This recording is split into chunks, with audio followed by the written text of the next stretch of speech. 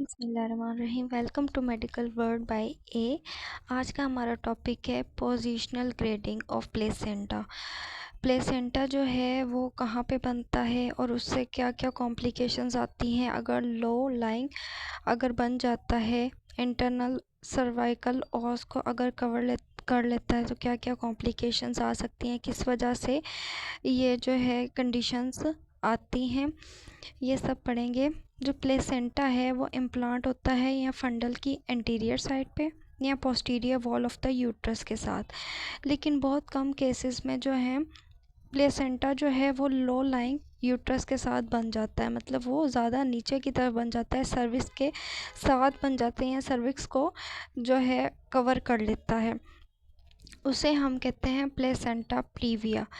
ये incidence 200 pregnancy में से 1 कोई प्रेगनेंसी ऐसी आती है।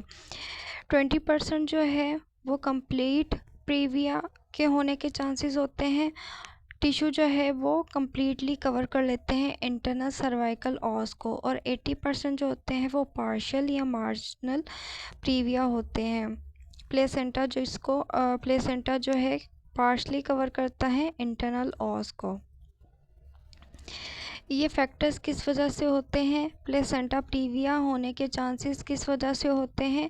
एडवांस मैटरनल एज, अगर मदर की एज ज़्यादा है तो उसकी वजह से कॉम्प्लिकेशंस आ सकती हैं।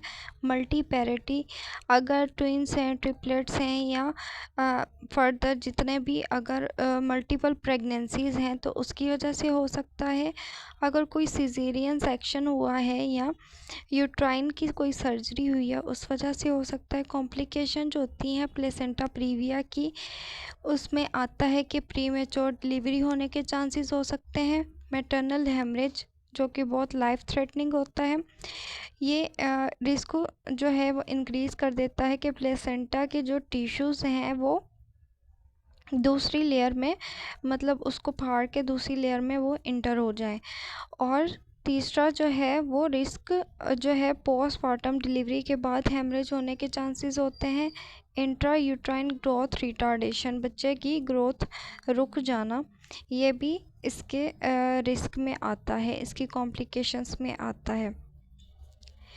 सेकेंड ट्राइमेस्टर में 20% जिस प्रेग्नेंट लेडीज़ को ये होता है कि उनके प्लेसेंटा जो है लो लाइंग है, इंटरनल ऑस को कवर कर रहा है, लेकिन अगर थर्ड ट्राइमेस्टर में उसका दोबारा स्कैन करें तो 0.5% प्रेगनेंसीज ऐसी होती हैं जिसको प्लेसेंटा प्रीविया होता है।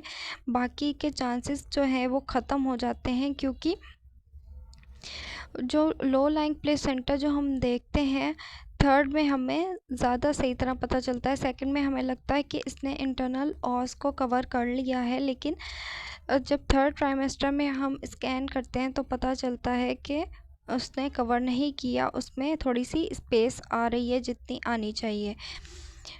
ग्रोथ रेट जो होता है अपर और लोअर यूट्राइन सेगमेंट का वो अलग होता है।